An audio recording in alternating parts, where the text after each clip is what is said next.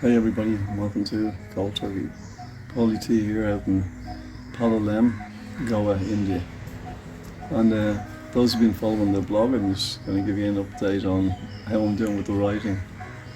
I came to probably got maybe 75% of the first chapter done, and just came to a kind of a it's like a stone wall. Just found it difficult to kind of push through and write for the sake of writing.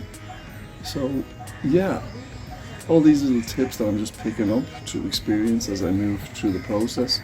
So I found it's a lot better when I make bullet points and then of certain situations and incidents that happened in my past, and then spend maybe an hour trying to reflect and write smaller bullet points about particular incidences within that, and then to try and write a narrative that's coherent and that blends with the general tone and flow of the writing that I'm trying to do. And I guess I'm talking there like I know what I'm on about. I'm not. I'm just shooting in the dark here, trying to just use basic intelligence and logic to write a book. And I'm just writing it in my own language, and I'm putting it out as honestly as I can and as authentically as I can. Try not to embellish anything or to go into too much detail, just jumping over what's necessary to give people a sense of what it was like to spend most of your life in that dark place of addiction. But more importantly, I hope the book, I'm going to take you through these years of using and some of the stories and bizarre things that happened over the time. It is my intention to show how I got off. I got off my opioid addiction in a very controversial way. And I'm going to cover that towards the end of the book, as I hope to chronologically bring it up to date to where I am today and how I got here. And I'm not talking about Goa specifically, I'm talking about how I got there within myself, because I've always battled with addiction. And even when I would stop using, say after coming out of treatment, and I might stay clean for some months afterwards, or sometimes just some weeks, but what was it that made me go back? What was I always fighting against, and how did I manage to eventually get on top of that? That's what I feel will be the real value of the book, and that can only be understood by seeing the kind of life I've had and how difficult and how many times I've tried to break this obsession with addiction. And I found a way, I'm not saying their way, but I found a way that worked for me, somebody who's incredibly obsessed and addicted. I've got to say that because I was obsessed with drug use. And I'm very pleased to be able to say that I managed to get on top of that, be able to put it behind me through a process. I did a lot of research and experimentation with treatment centres with other substances. Anything that could try and make the withdrawal process, which is coming off drugs, but staying off them. I needed something to enable me to help stay off opiates, because my whole body craved them, my mind, I was on them longer than I wasn't, if you want to look at it that way. So it was breaking, in effect, the habit of a lifetime. And that was an extremely difficult thing to do. I had to change my whole thinking, and also the way I felt about myself and life and everything. So it's been an incredible process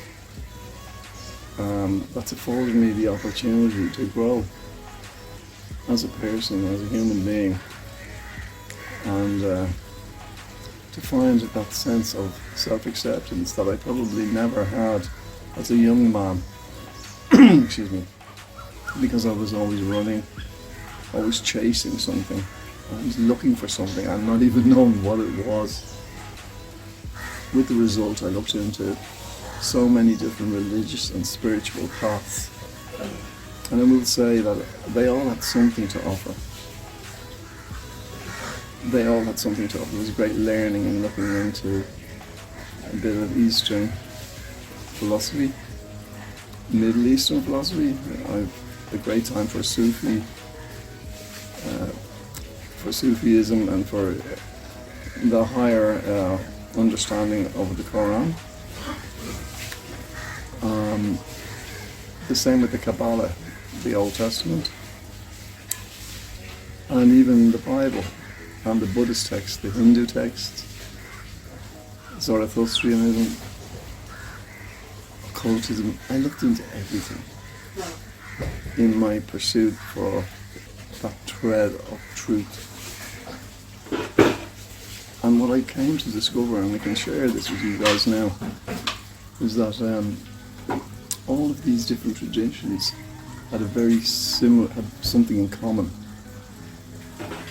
And so I would concentrate on what they had in common, as opposed to what the differences were, in the hope of finding or touching some grain of absolute truth, something that was in all the religions, in all the spiritual practices.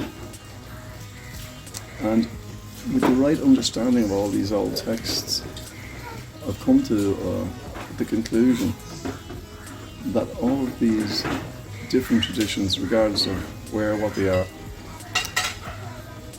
all promote self-knowledge, knowledge of self, knowing who you are. In essence and in truth, we're not asked to just believe something, but rather to come to know it. And the difference being, when you know, you know, and you know, you know, and you don't need to prove that to anybody. When knowing comes, you know. And if you know, you know. And that's there for everybody. That's there for everybody who makes a truthful search, a fearless search. You know, a lot of these religions, what they do have in common is they will promote self-love and self-acceptance. Because it's only that energy that we have for ourselves that we bring to the table in relationships, friendships, interactions, all of that. Or even our work that we do. If we do something, if we do everything, with a loving attitude, we will get loving results. When we do something resentfully or with a bad attitude, we have to reap those negative results. And that's the way it is. Everything is a play of energy. I think we can all agree on that. That's what modern philosophy tells us. That's what all the woke people talk about. It's all about energy. And it really is. We are, in our very material world, in our very basic physical world, made of energy. Our thoughts are energy. Our breath is energy. It's the life force within us. And our truth is a great energy. In the same way, our deception and our lies are also energy, albeit negative energy. The energy we put out is what we get back.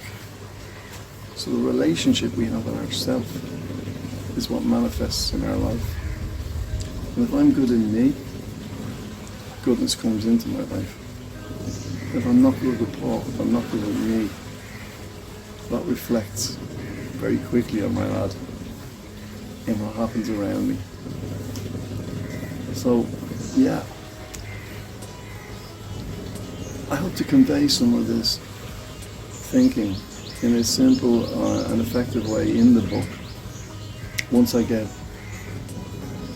my basic story up out of the way, I'm going to concentrate a lot on showing how I got out of this compulsive obsessive addiction. And that's what I think the value in the book will be. I'm going to put the controversial way that I got off opioids in that book. And I hope it can be helpful to anybody who's struggling with alcohol, depression, any kind of an addiction. Because it's not about the products that we're addicted to, but more or less the obsession. The obsession and the lack of choice that an addict has. For everyone who supports the channel, cold turkey and everything, thank you so much. I really appreciate you guys, and like I said, I don't always get to